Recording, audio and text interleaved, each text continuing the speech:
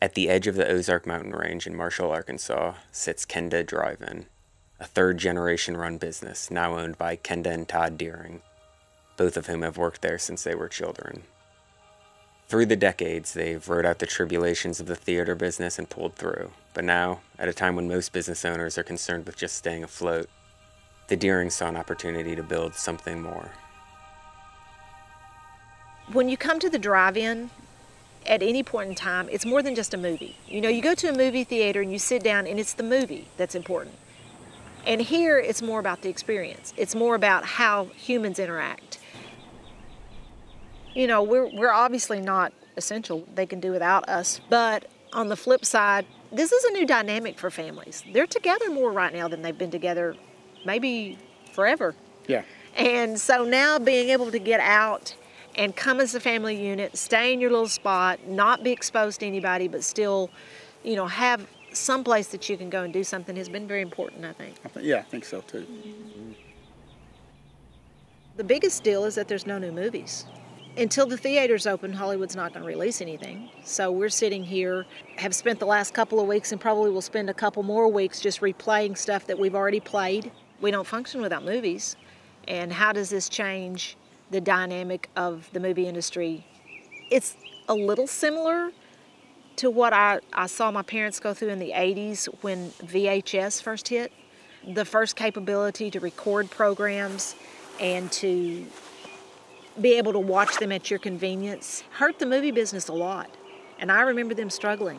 And there was a lot of talk at that time, will the movie business ever rebound from this? Will it ever come back? Well, obviously it did, and much stronger than ever, because I think what people realize is that the public doesn't want to stay home. They don't want to sit there. They want to get out.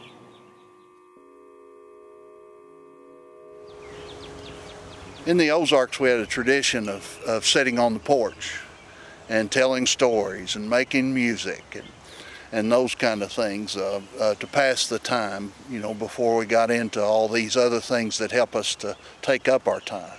I started coming here when I was probably 11, 12 years old.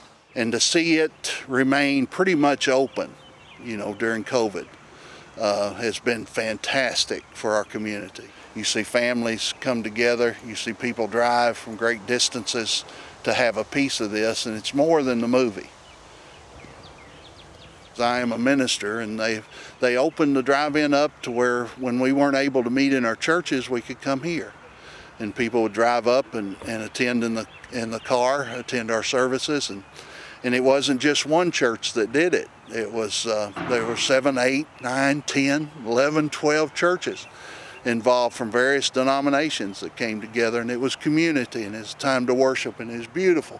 We could look over to our neighbor and see each other and worship together, even if you're 6 feet apart. We've chosen to have a non-traditional graduation ceremony. We're going to have it here at the Kenda next week. We came up with a virtual commencement, so we're pre-taping all of the speeches and the parts. We have slides made with all the students' senior photos. We wanted them to have an event, a place where they could all get together. When you have a senior graduating high school, that is one of the biggest moments of their life up until this point. And parents want to celebrate that, the kids want to celebrate that. And I think especially because we've already been out of school, that they need that. They need that celebration, they need that closure. So it seemed important to try to figure out how to have that for them. We have one wedding going on right now. That's kind of exciting. It's exciting and scary as well. Yeah. Because, you know, you don't want a wedding to go bad. Yeah, it's kind of a crazy time to get married. We were expecting around 300 people at our church. We were going to string the whole thing in Christmas lights. We had a lot planned.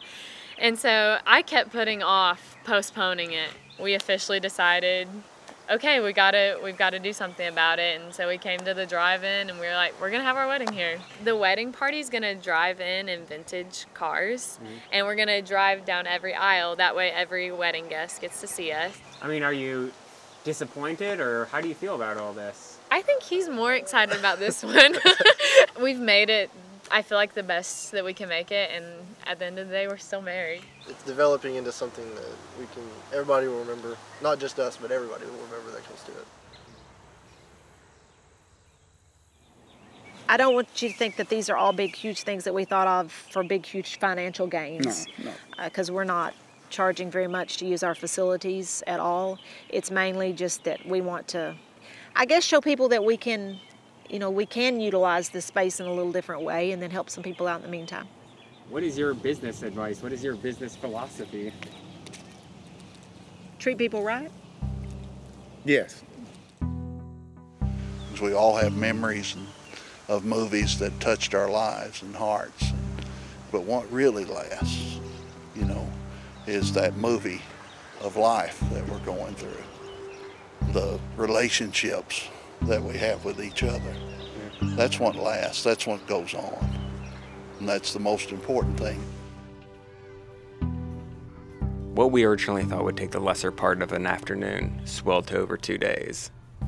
This theater wasn't just a screen or a business, it was a homing beacon for an entire community.